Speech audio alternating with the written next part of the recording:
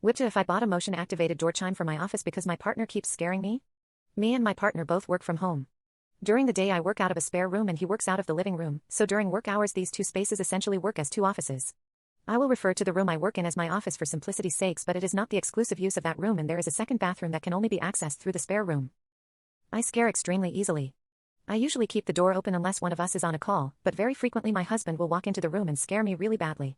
Like I'll scream / and jump, and for a few seconds I genuinely cannot control my reaction, like I feel like I almost white out for a second. Sometimes it scares me so bad. I don't handle it very well. A good scare will leave me shaking for hours after. I know I'm very weak to being scared and that it's an unreasonable reaction, but I genuinely cannot control it. I have some trauma in my past that contributes, but I am working with a therapist. My partner takes a great deal of offense to my reactions, even though I try to explain I can't control them. Sometimes when he startles me like that I'll say something like, "Why did you do that?" Or "Why do you keep doing that?" as a reaction, and that hurts his feelings. I always apologize and try to assure him it's not personal, it's just what comes out of my mouth when I'm scared, but I can tell it really bothers him. I've asked him to just pause and knock before he comes in, but that's not really fair to make him stop and knock in his own house to enter a room that isn't exclusively for my use. The scares are bad enough that they can greatly impact my workday.